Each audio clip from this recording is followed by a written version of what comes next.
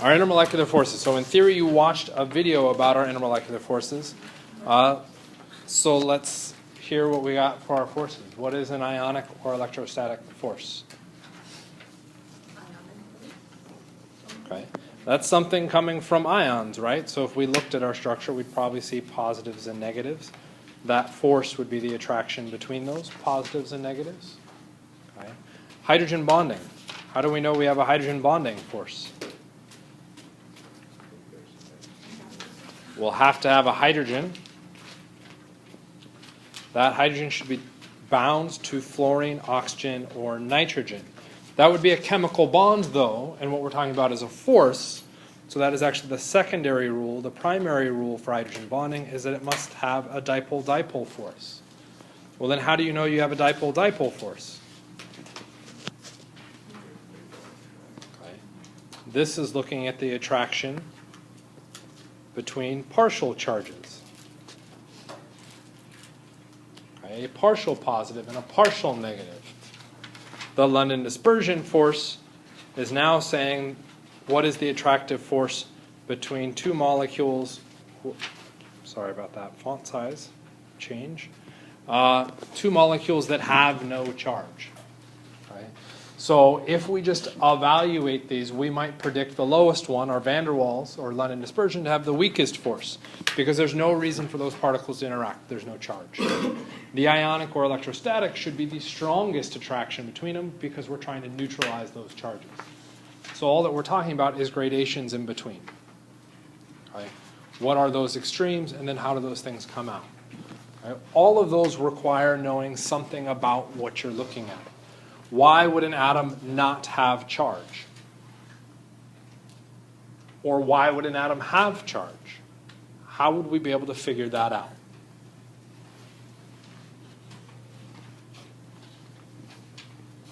So I guess we all watched the video, and that's good. All right, this is ultimately going to come back to what made those individual atoms. Right? That's going to be looking at the bonds between our atoms. How would we expect to see ionic forces? When would we expect to see ions? What kind of bond would we expect to see if we had ions? A metal and a nonmetal. We would have an ionic bond. So we've got the word ionic, and then we have our definition that would help us out, a metal and a nonmetal. So if I look at a formula, and I see a metal and a nonmetal, I now know not only the type of bond between them, but I know the intermolecular force. That force can then be used to predict things. Okay? So looking at the structure can help me interpret those other possibilities. Right? What other types of bonds are there? Covalent. Right? A covalent bond, typically referred to as nonpolar covalent, is found when? Nonmetal and a nonmetal. That definition is unfortunately too broad, and we need to narrow that in a little bit better. Okay? In our narrowing in to get to nonpolar covalent, okay, we're referencing a complete and equal sharing of electrons. Okay? The only times that would happen is if we have the same atom to the same atom. Okay? So if I bond carbon to carbon, they will completely share their electrons. Okay? If I bond fluorine to fluorine, they will completely share their electrons. Okay? That makes it nonpolar. There's no charges associated within that. Okay? That definition is now way too narrow, so we take one step and we expand it a little bit, and we also include carbon bonded to hydrogen as being a nonpolar covalent bond. Okay? After that, the remaining piece is now a polar covalent bond. And according to the video, for the handful of you that watched it, a polar covalent bond is defined as imperfectly sharing electrons. Right? Ionic meant no sharing of electrons. Nonpolar covalent meant equally sharing electrons, imperfectly sharing electrons. So how would you know they were imperfectly sharing electrons? If they're not either of the other two. So looking at a formula, really what we're trying to decide, anything else, is look at that formula and say, is it ionic? No. Is it nonpolar covalent? No. Well, then it's a polar covalent bond. Once you know it's a polar covalent bond, you now know that partial charges are going to be generated. That means you have a dipole-dipole force. Once we have a dipole-dipole force, we can then say, do we have hydrogen bonding? Right? Does it satisfy rule 2 of hydrogen bonding? Do we have a hydrogen bound to fluorine, oxygen, or nitrogen? If those conditions are satisfied, then we know we have those forces. A nonpolar covalent bond, equal sharing of electrons. If they equally share electrons, there is no charge. If there is no charge, the force that we would see, London dispersion. Okay? So looking at just the formula can give us information about the bonds, which can give us information about the forces. So we want to be able to do this because those forces dictate our phase transitions. They dictate vapor pressure, viscosity, surface tension, solubility, reactivity. All of those primary and more for that matter, pretty much how any individual molecule interacts with its environment is through a force. How does that molecule see another molecule? What part of that molecule sees the other part? It's going to be an interaction between two atoms. That's going to come down to a force. So if I can understand something about what strength of force is present, I can now predict something about that interaction. That's a pretty amazingly powerful tool. Okay? So let's take a look at phase transitions, melting points and boiling points. Take a look at 4. What I would go through and do is look at this complex formula and draw conclusions about the individual bonds found within it. One of the things that you are officially responsible for being able to do is to look at that and recognize that that formula is the same thing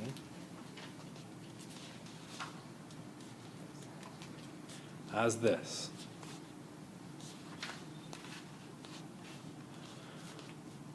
Everybody comfortable with that? Too bad, that's what you're assumed to be able to do. Okay? If we go through and evaluate the bonds within that, carbon to hydrogen is defined at what kind of bond? A nonpolar covalent bond.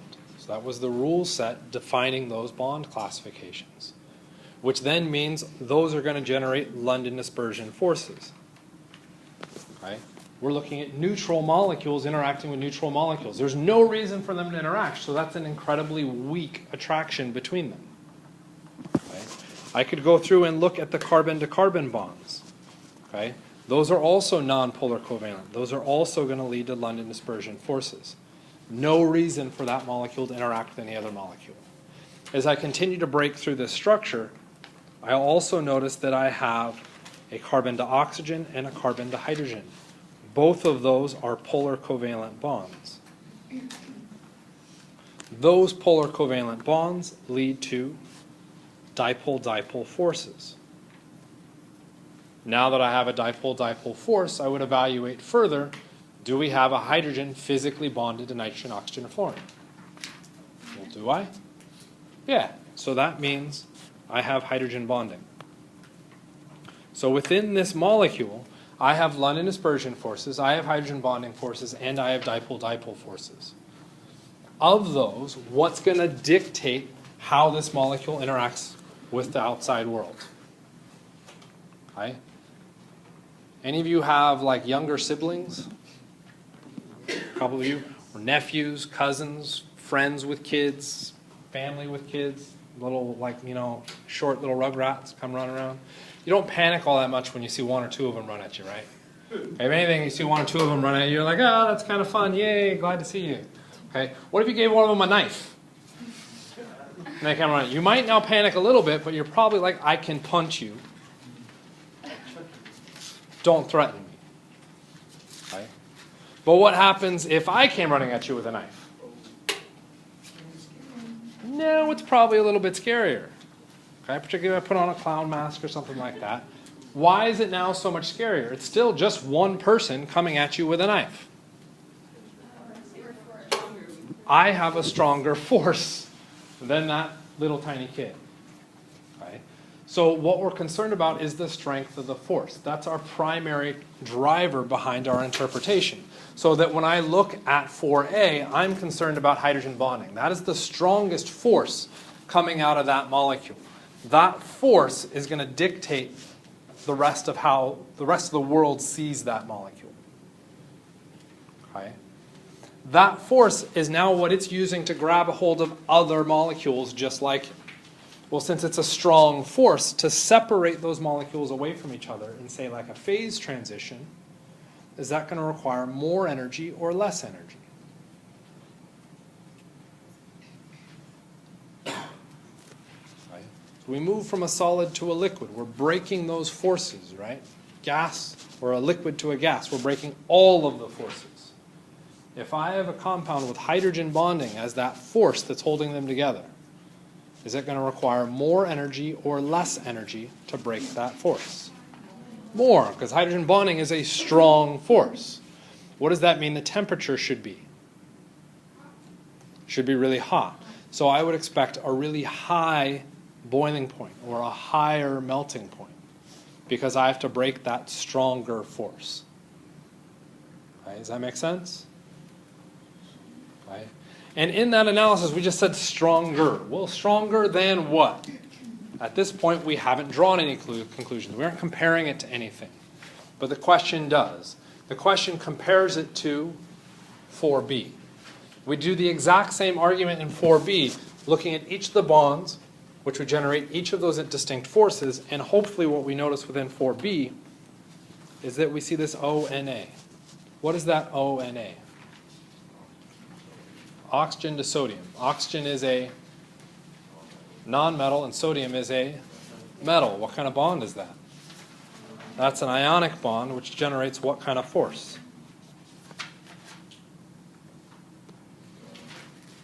An ionic or electrostatic force. Which is the stronger force? Ionic or hydrogen bonding? Ionic, because we have actual charges that we're trying to negate. Right? So if ionic has a stronger force, what does that mean about its melting point or boiling point? It's going to be higher still. Right? So just looking at the structure, I can now predict relative boiling points and melting points for individual compounds. Right? We could use that to predict reactivity. Right? In a reaction, we're trying to neutralize charge. Which of those two molecules would we predict to be more reactive? The one that starts charged or the one that has no charge?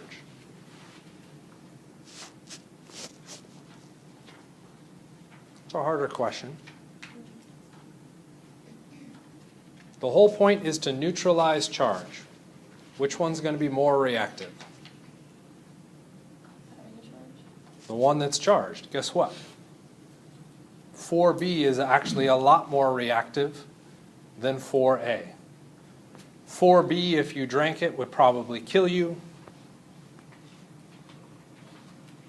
Make a slight adjustment to 4A. 4A just makes you forget your troubles. Okay? So forget the world, die. Those are pretty big, drastic differences, okay, as far as their reactivity. And the only difference there is that we made one ionic versus one hydrogen bonding. That's a huge differential for a very subtle change to the structure. Okay? We could go through and apply this logic all the way up. The rest of those you should be able to go through and do, and ultimately all that is practice. That's what the practice final will be for. Yeah, so we're just going to say that. Okay? We could do heat versus temperature. I don't want to worry about that. I do want to drop into this question, which comes from the practice final.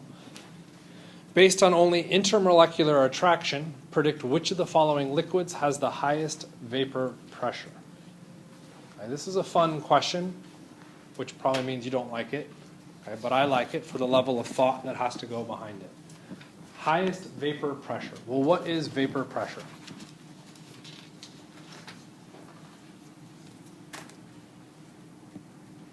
Okay, unfortunately, we didn't spend the last 3 classes reviewing vapor pressure, so that's kind of okay. Vapor pressure is referencing a gas. Okay? It's the amount of gas above a liquid. The higher the vapor pressure, the more gas is present. Meaning, for that individual liquid sample, most of it is the gas phase as opposed to a liquid. So if I have a high vapor pressure, that is roughly equivalent to saying I have a low boiling point. Right? Because we're saying most of it is in the gas phase, the amount of energy to get it into the gas phase is now tiny. So it's a low boiling point. To have a low boiling point, what does that mean my force is? Therefore, I have a weaker or lower strength intermolecular force. All right, what is the lowest strength force?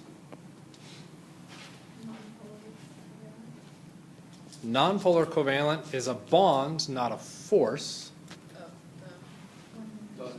Our London dispersion. When did I get a London dispersion force? When did I get a London dispersion force? When it's a nonpolar covalent compound. How do I know I have a nonpolar covalent compound? Same to same and close enough. Carbon to hydrogen. Okay? We have to step through all of that logic to get down to that final answer. Right? Which then means we can now go back to our questions and say which of our answers is either same to same or carbon to hydrogen. Because if it satisfies that, then it's a nonpolar covalent compound, then it means London dispersion forces, which then means a weaker force, which then means a lower boiling point, which then means the higher vapor pressure. Ta-da!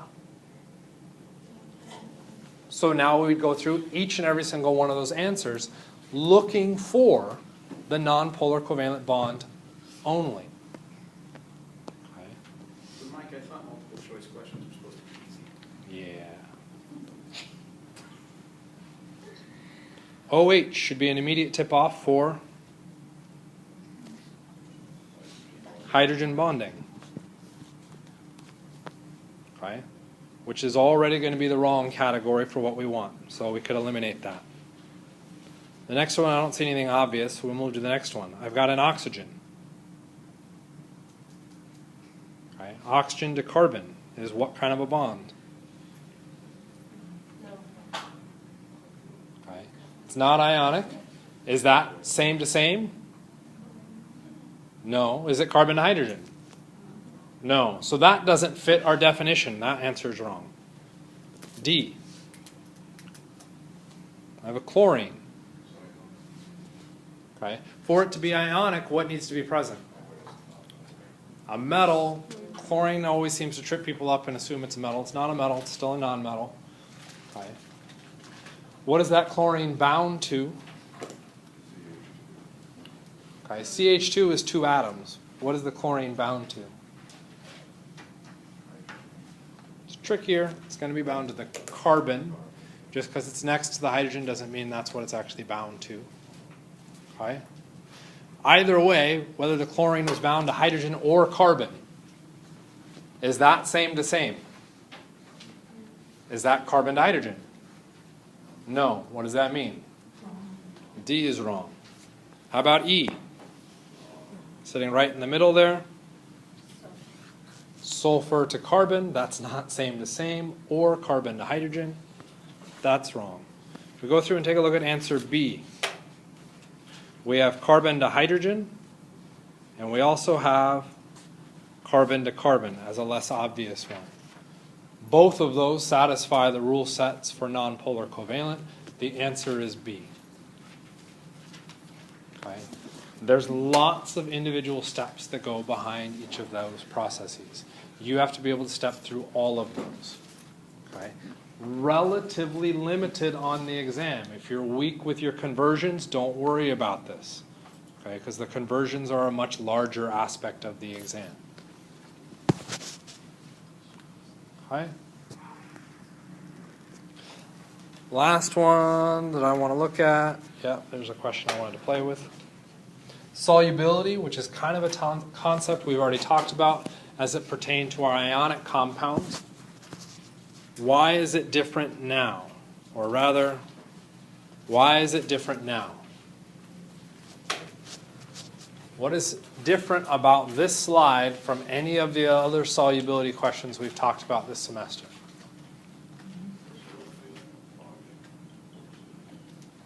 We're now specifically talking about forces. Well, why is that different? Shouldn't we have been talking about forces earlier if it's still solubility? When did we talk about solubility? 2 chapters ago. With what topic? Yes. It's okay. Chemical reactions. What chemical reactions? Not redox, unfortunately. But getting at chemical reactions. Not single replacement. So that brings in the next question. What are our chemical reactions? We've got single replacement. We've got redox, which isn't officially fit in there. Double replacement. Neutralization. Combination. Combustion. Decomposition. So we'll call that 7 reactions. You're really only officially responsible for 5 of those. Which of those 5 dealt with solubility? Nope. As a hint, you were required to memorize solubility rules, particularly for this chemical reaction.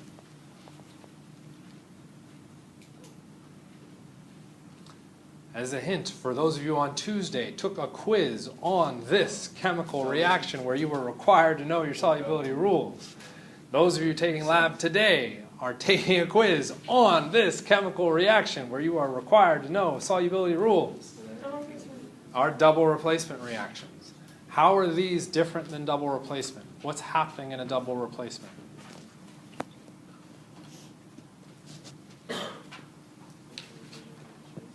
It's AB plus CD, right? CB plus AD. What do A and C have in common? What do B and D have? Say that again? A and C are metals. A and C are metals. B and D are nonmetals. What type of bond is connecting the metal and the nonmetal? An ionic bond. How are the examples being shown on this slide different from that? Everything in that comparison is nonmetals. So what we're shifting to now for the solubility here is now saying let's ignore our ionic compounds, which is a bit of a loss, but we're doing it, and saying what happens for covalent compounds or polar covalent compounds. Our rule for solubility comes back to like forces dissolve like forces. This is a rule of thumb. It's not perfect, but it gets us pretty darn close. Okay? H2O and C3, oh, stupid C3PO. formulas. C3H2OH. Nice try, though. Would I expect those two to mix? Okay, well, our rule of thumb says like forces dissolve like forces. So what are the forces in H2O?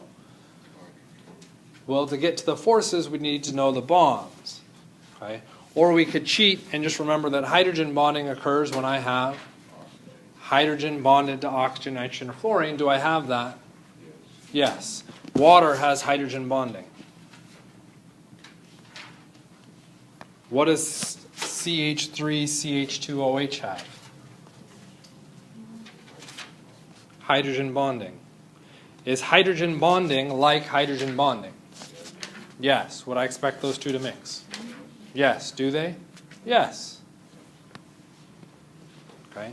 You can reference the destruction of your brain, allowing you to forget things with that one.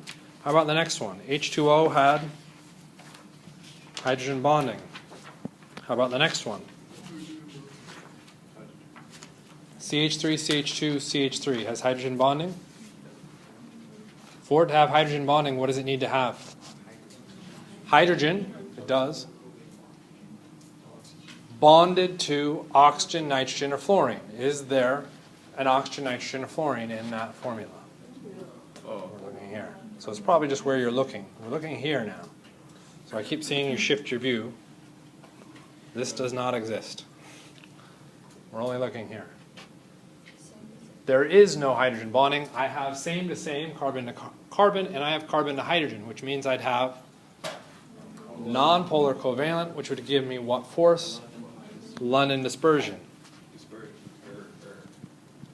Is hydrogen bonding similar to London dispersion? No. What does that mean? They won't mix. Okay? They would be insoluble on each other. Right? So, turns out that's true. We can use these quick analyses to come up with predicting those principles. It's kind of neat and fun. When we're looking at it, we had to compare two things, force 1 to force 2. Okay? So let's look at a question. Ignore the picture. Apply like dissolves like rule to predict which of the following liquids is miscible with water. Okay? So I've got pentane, cyclohexane, chloroform, glycerin, toluene. We don't care anything about the names, so don't worry about the names. We want to look at our formulas. Right? So let's take a look at the first formula. What do we see? Carbon and hydrogen, which would mean nonpolar covalent, which would mean London dispersion forces. The next one. London dispersion forces. The next one.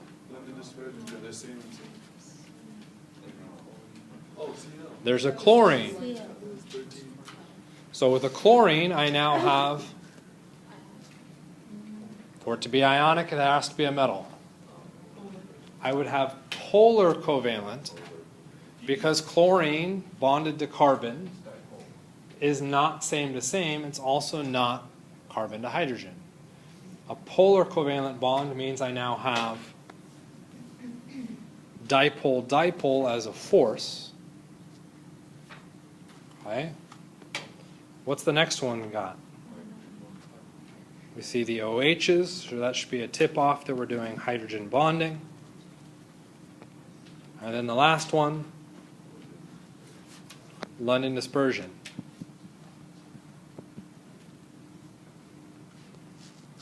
Okay, so great, we've labeled all those forces. But solubility is comparing two things. Only one of those answers can be correct, which means I've now only compared one thing. What is the second thing I need to compare to? Why H2O? I don't see H2O written anywhere in there. You're absolutely right, Shenton. Where does it say H2O?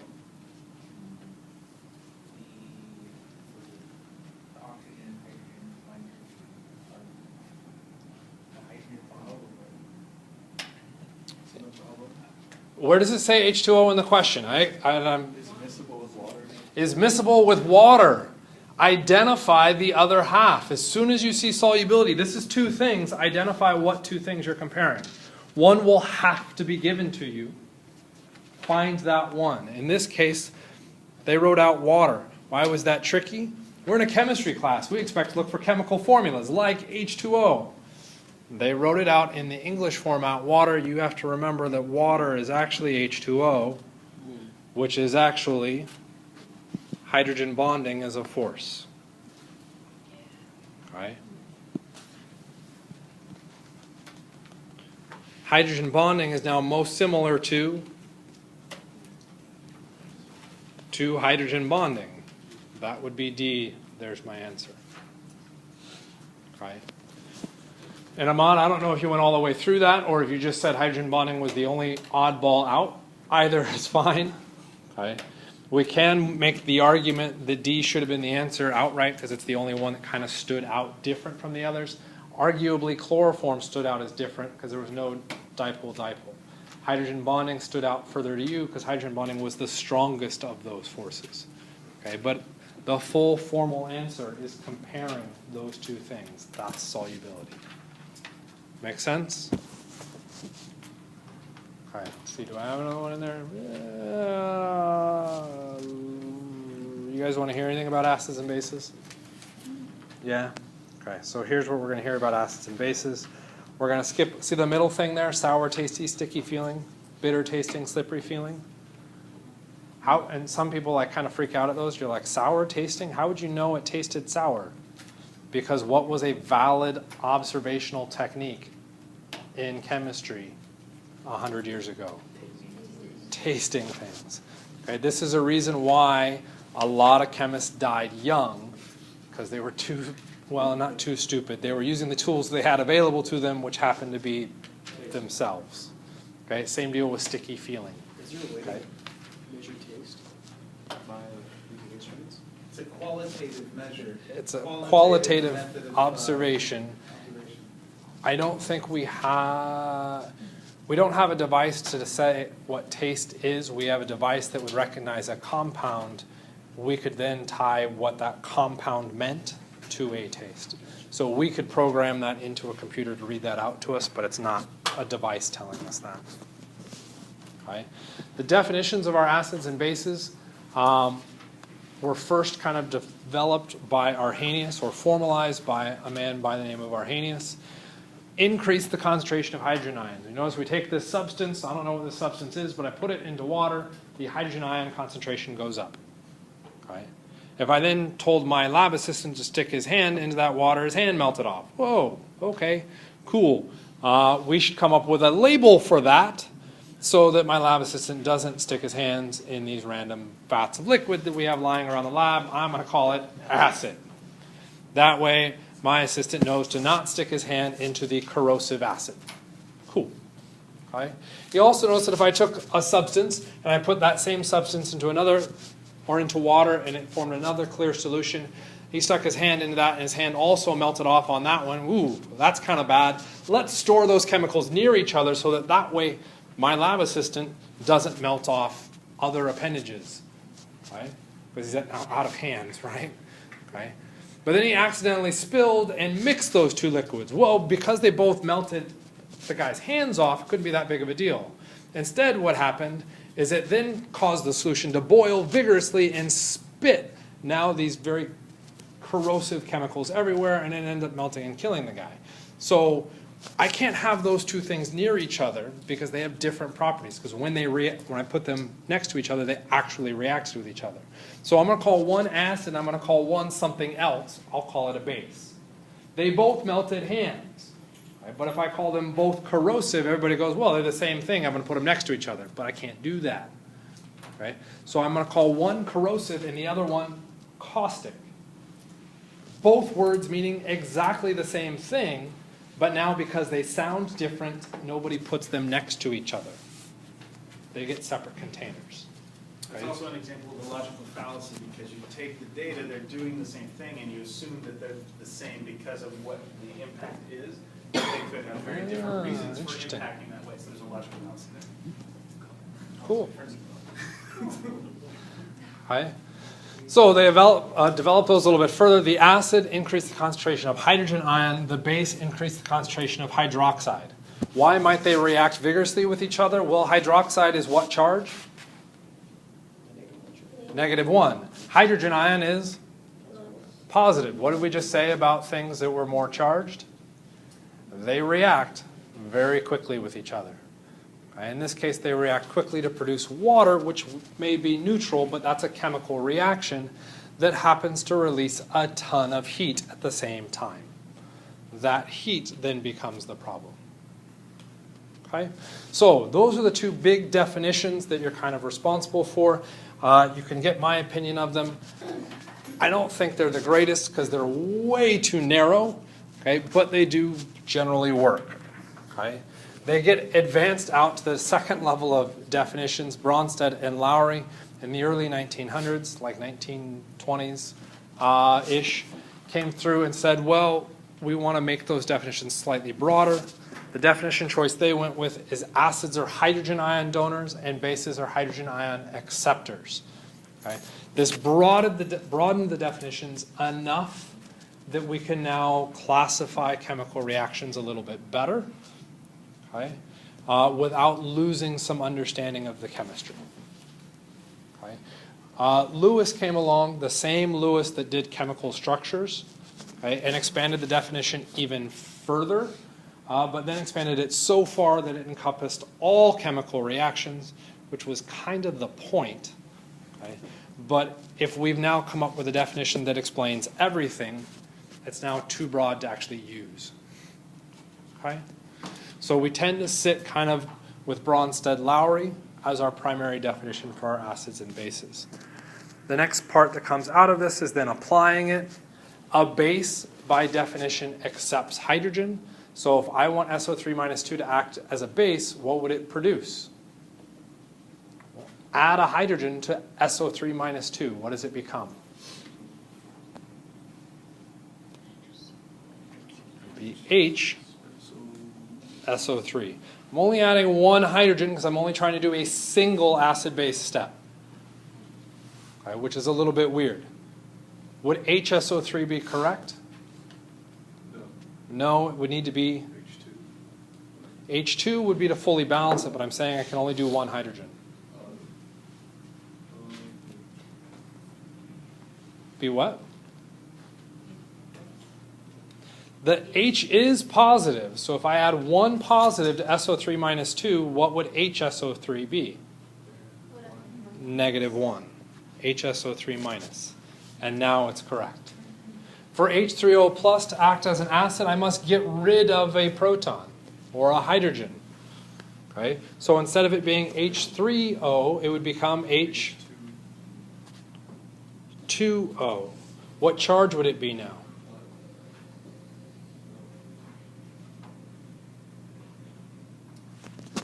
What charge was the hydrogen? Positive.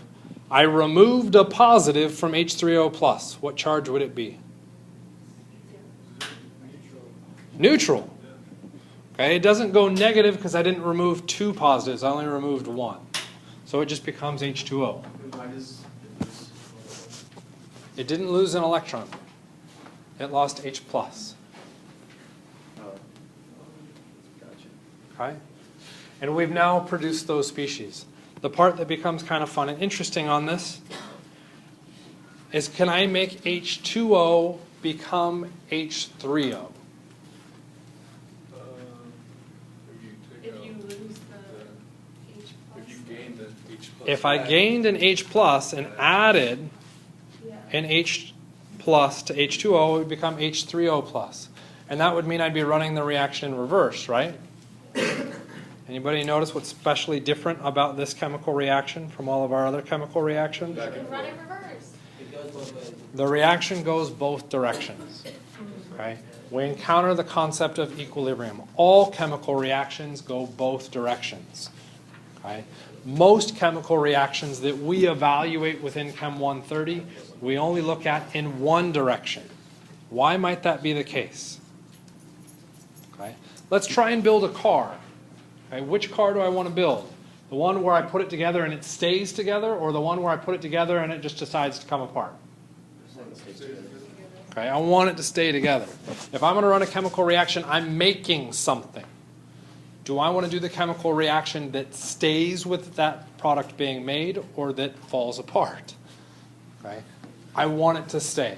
So most of the chemical reactions we study are the ones that stay products, that have a very small amount of reversibility to them. Okay? But are there reversible reactions? Are there things that I might want to make that I do want to be able to unmake at a later stage? How does this car make it so you do reverse engineering? Okay? Like ice. Would I ever want ice to be unmade? This is a horrible analogy, but it's the only one that can come to mind. I apologize for this because everyone is probably underage for this, but we'll try this. Is there ever a case on why I would want ice to be unmade? So it dilutes alcohol. So if I had like a glass of really nice whiskey, okay, and I wanted to dilute the flavor a little bit, I could add ice to it. Okay? The ice would cool it down, but as it melts, it waters it a little bit. Depends on the amount. Yeah, people don't like that. It can also work with coffee. Stick with the alcohol. I work in the bar industry. I promise you people do not like when it's watered down. But people find their coffee It depends on the whiskey that they're drinking. Whiskey And their point. strong. Yeah. And watering it down helps. So, that just happened to be the one analogy that I could think of. I apologize for coming up with such a confrontational analogy. Okay. But there are cases where we would want things to reverse. Okay. Options, blood. Okay. Do we want to reverse reactions within our body? You don't think so. Okay. When our cells or when our muscles produce energy, okay, in the process of producing energy, what do they also produce? CO2. Okay? That CO2 is now made in the muscle. If it just sits there and collects, what then ends up happening? I have air bubbles of CO2. What happens if that air bubble flows through my, say, veins and hits my heart? I die. Okay? Do I want a reversibility with that CO2 process? I would Yeah. say so. I want that CO2 to somehow go into a different form, okay, so that it doesn't collect and form an air bubble and kill me. Okay? So we do want reactions to be reversible in certain cases. Almost everything done in biology is reversible. Okay? You eat energy. You eat too much energy. What does your body do with that energy? Stores it as what? Fat. Do we want that process to be reversible? Why not? Or why? So we can get the energy back out of the fat. If it wasn't reversible, what happens? You'll We die eventually. stay as just giant fat balls. Okay? We want the reversible process there. Okay? Because all that happens is we eat too much food and it just generates fat and it would never reverse. Okay? We want to get access back to that energy. Okay? The same idea with muscle. If we just built muscle, okay, do we only want to just build muscle or do we want that process to be reversible as well? What do you think? You just want to stay muscle, right? No, muscle shouldn't be reversible. I want to constantly make muscle. So the instant I make muscle, it stays muscle and never reverses. But in order to gain more muscle, You now reverse it. run out of food. Zombie apocalypse. What can your body do to exist? What do you have to do? You have to eat. I mean, You would have to eat your muscles to get energy. But then your muscles will be going back and party, and you just kind of like. How would you degrade that process? One is physically eating yourself, that you're going to die. I'm sorry. That's not going to happen. Okay? But if your body had a reversibility built in, it could degrade the muscle internally without you having to cut into yourself and cut off limbs, which could be very problematic. later down in life. So we want a reversibility behind chemical reactions. Biology is the biggest place for reversibility. It's like it's almost always, or a majority of the time, it's reversible. Almost always in biology we have reversible reactions. Okay? There's an extra term that comes out of this, conjugate partners, just references the similar species. Right? So HSO3 minus is a conjugate acid because when it reacts to become SO3 minus 2, what did it do? It gained, what did it gain?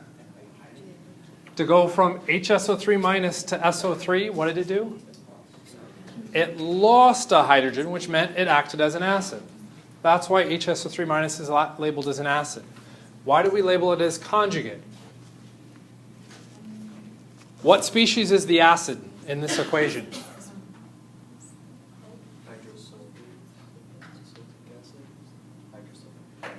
Right? Because you guys are making it a little bit more difficult by bringing in names, let's just avoid the names altogether and call it A, B, C, D. What's the acid? A, B, C, or D? B is an acid, but isn't C an acid? Okay, so we could say B and C. So if I just ask for the acid, we're now confused. Well, what side of the equation are you concerned about? This is where the conjugate partner can come into play. Conjugates typically refer to the product side of the equation. So if I ask which is the acid, you can tell me B and B alone. If I ask for the conjugate acid, you could give me C. Okay? So conjugate typically refers to the product side of the equation. Okay? What we're trying to then do after that would be define acid or base. What would it have to do to reverse the reaction? If it chemically, I think both product side, I think it's irreversible. So it is reversible. So both are technically products, both are technically reactants. That's why we hold kind of to our standard. Reactant is on the left, product is on the right. Okay? So that's the largest part of that definition, or that rule. So the big thing that comes out of that is the double arrow, which is equilibrium. Equilibrium is an insanely complex topic that we have no chance of even attempting to describe. Okay? The easiest way of doing this is a seesaw. Okay? If that was my seesaw, it's probably nice and level, right? Okay? Reactions want to achieve this balance, equilibrium. Okay? Le Chatelier is a guy that went through and said, well, if something's in balance, I'm going to kick it, mess with it, and see what happens, see what it does. Okay? So he took a reaction that was in balance, and he said, actually, reaction, have more product. What happens to the seesaw? Okay? It goes towards the reactants, or it shifts towards the reactants, out of balance. The reaction now has the ability to convert reactants to products or products to reactants to re-achieve balance. What would the reaction do?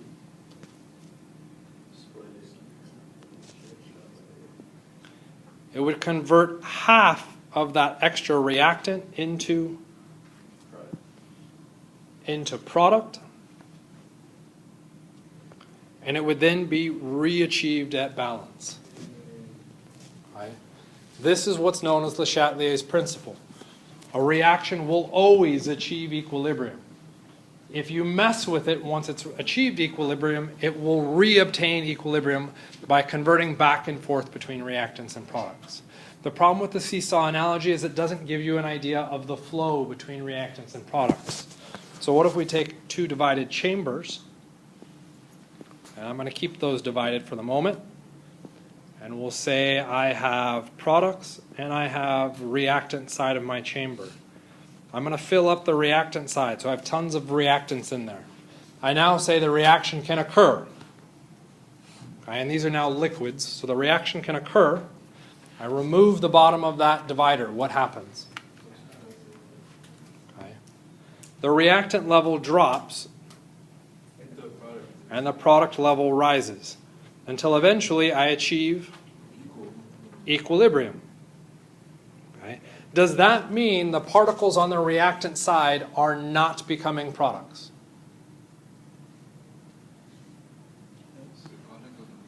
So what we're saying is if I have something over here, that particle, actually let's make it a particle, this particle cannot move over there. If it's a liquid, where does the liquid move? It moves wherever the hell it can. So yes, that particle will move over to the product side. But if it did that, what would happen to the product side? The level goes up. Do we see the level go up? No. No. So what else is happening? There's particles coming into the reactor. There's particles on the product side that are going to the reactant side. So when we're running a chemical reaction, it doesn't stop at equilibrium. It is still constantly producing product. But at the same time, it is constantly producing reactant. We've reached a balance where the rates of the forward and the reverse reactions are equivalent to each other. Okay? This analogy tends to confuse people because then people go through and say, well, then we always have equal amounts of reactant and product. Okay? Really? We always have equal amounts. What if I put the barrier between those two here? Would I now have an equal amount of reactants and products? No, by changing the location of that barrier, I end up with differing amounts of reactants and products. There's a lot larger area in here than there is over here. There's more reactants. Would this be a good chemical reaction for me to run? Why not? Not equal? I want equal amounts of reactants and products when I run a reaction? When I go to build a car, I want to take 1,000 parts for the car, individual pieces of those parts. And when I put those 1,000 parts together, the possible parts would be for 1,000 cars. But I only want to make 500 cars because I want the other 500 parts to be left over.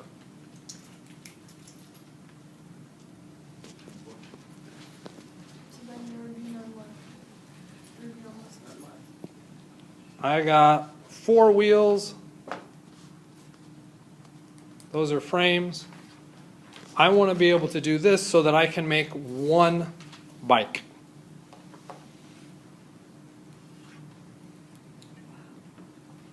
Okay.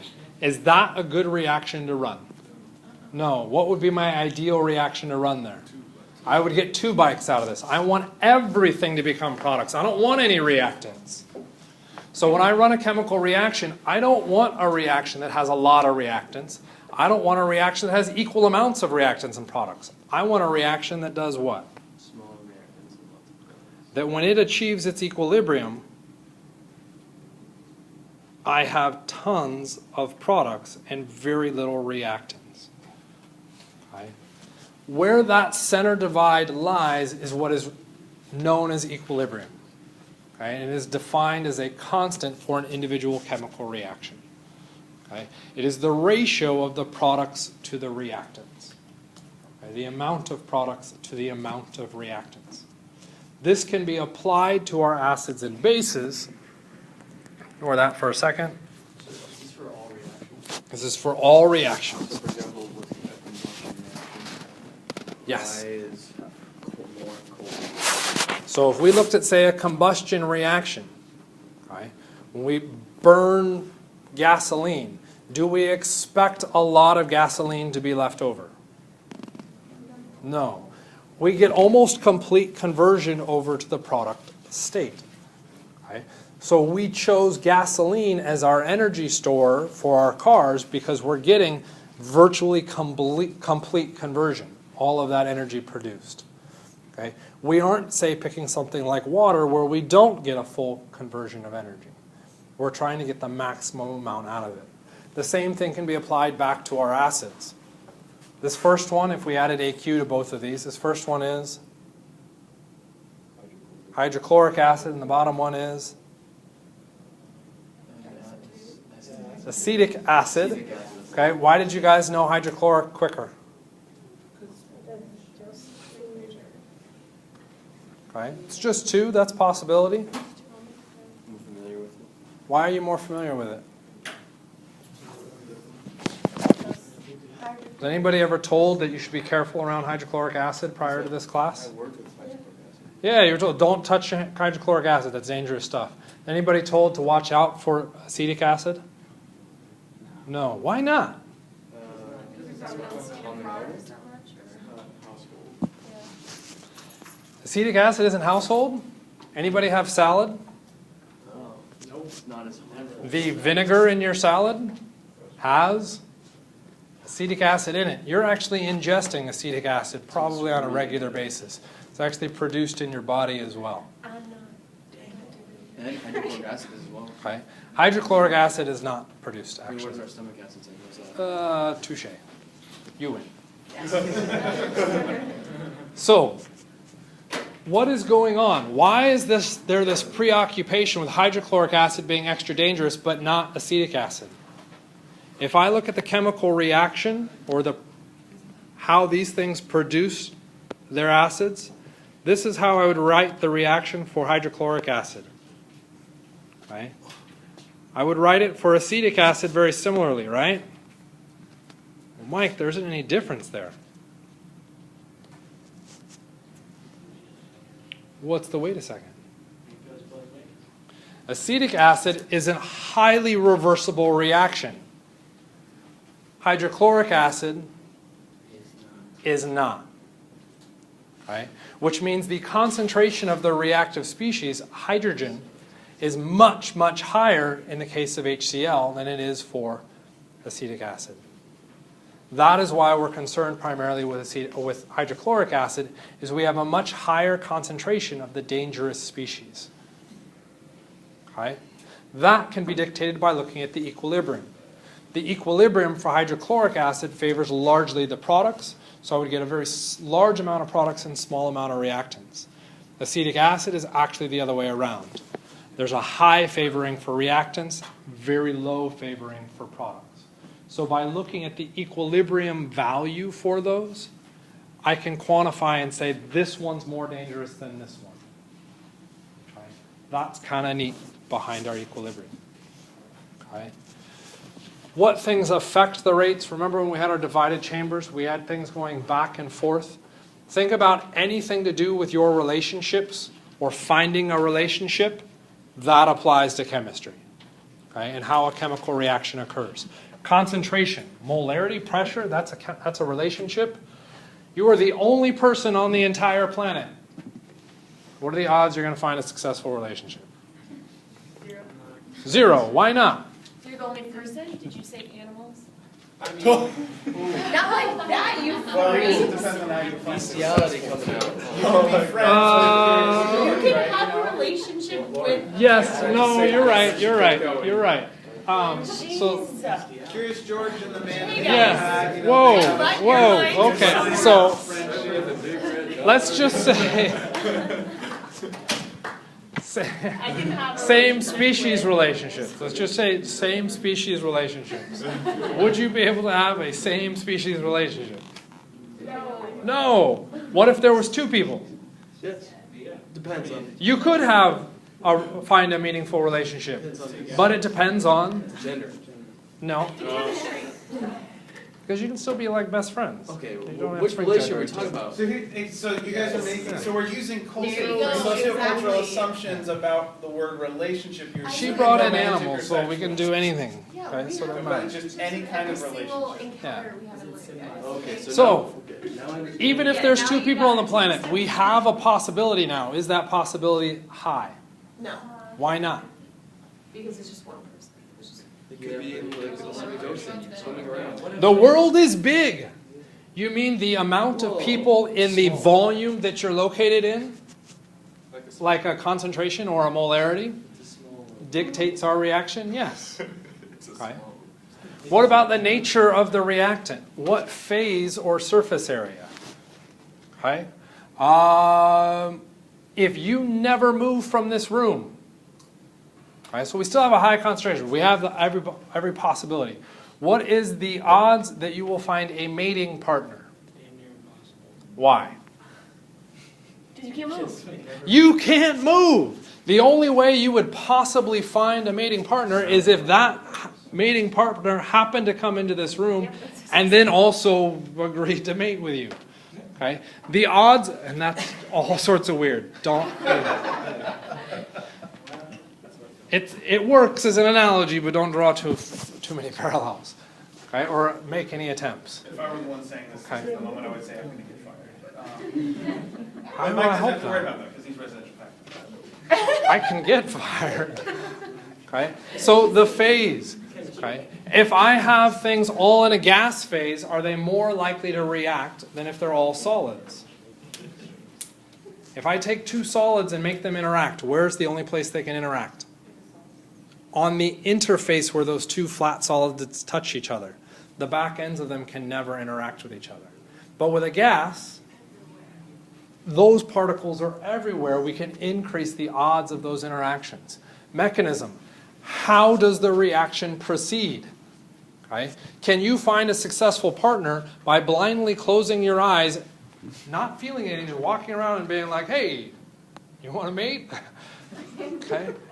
Probably not going to work very well. But if you open up your eyes, make eye contact, and say, then, I can't do that. Sorry. Just go back to the pickup line.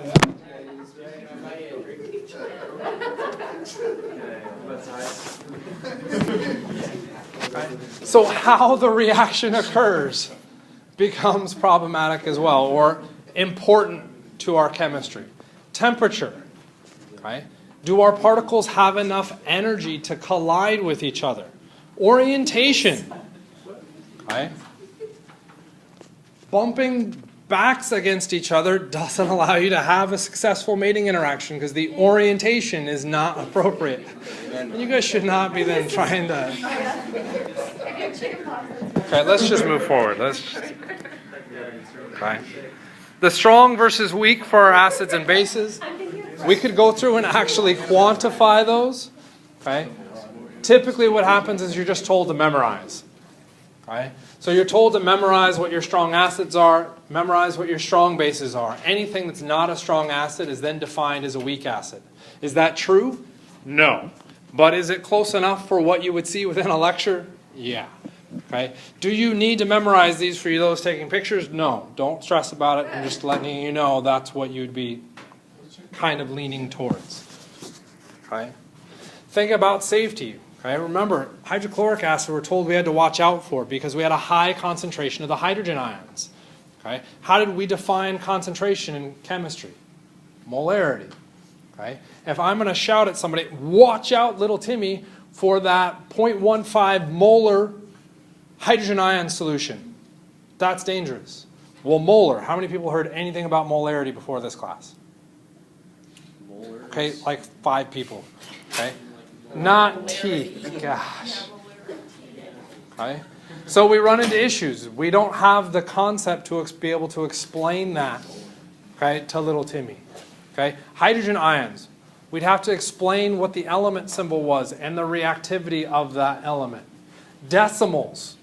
Okay. Timmy can barely count to 10, and now you're telling him there's things such as half fingers, okay, or 10th fingers. That's not going to work well. Okay. So scientists went through and looked at that and said, is there a way that we could change our perception of those numbers and convert them into a scale that would allow us to say, watch out for that solution because that number means danger. Okay? Kind of like watch out for the peach color because the peach means high threat alert at the airport. Okay? We're coming up with arbitrary systems to allow us to very quickly go through and assign some danger associated with it. Okay? For acids and bases, we have such a system. What is that system?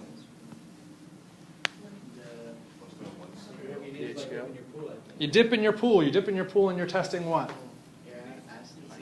Testing the acids, known as? Yeah, we can do chlorine too. The acidity, pH. Right? We have pH as a way to monitor our reactions. That's the pH of our solutions. Really what that pH is scientists went through and took the molarity of hydrogen ion and converted that into a numerical system that we could count. Okay, I got 10 fingers and 10 toes. I can deal with numbers 1 through 20. The pH scale runs from 0 to 14. It fits right within that system. It's an easy enough system for us to then go through and explain and say, hey, Timmy, that's a 1 pH solution. Don't stick your hand in that. Hey, Timmy, that's a 14 pH solution. Don't stick your hand in that. That's a 7. That's halfway in between the really bad things. That's okay. Even that's kind of borderline because you're saying a bigger number was okay than the smaller number, but you've at least simplified it away from dealing with these concentrations. That's the point of the pH scale. Right? So low in pH are bad, pH 7 is okay. Okay, that's our neutral pH. How do we do that? Right? This is always fun. We take the brackets around hydrogen, meaning the hydrogen ion concentration. The 0.15 molar, that would then go in as our brackets. Right? So we're bringing in our decimal, the numbers, the things that we didn't like, and then we're bringing in a negative. Whoops. Negatives immediately screw people up. And then we're bringing in this thing called log. Can anybody explain logs? Not the like. It is logarithmic, yes. That's exactly what it is. It's in a calculator. No yeah. way, it's that log? It is that log. You take the negative of the log, the number, and it spits out the pH, and you're done. It's like geometry, Would it man. spit out a negative though? And it won't spit out a negative under most circumstances because of what the values for hydrogen ion concentration are typically. Okay? So the pH system allows us to then convert those weird numbers into a 0 to 14 to allow us to then qualify things. Electrolytes, sweet, awesome. Electrolytes. No? Was that the last slide? We don't want to talk about electrolytes? Not really. Do you want to talk about electrolytes? We did it, as far as I'm concerned, enough in lab. Taste of electrolytes? When you go home and buy some Gatorade, sure, go for it. Gatorade is not. Okay. Gatorade has a bunch of other stuff that you probably shouldn't be drinking. But, okay, which gets us to the next point. Chemistry is done. Can I say something? Yes. Go for it. Okay.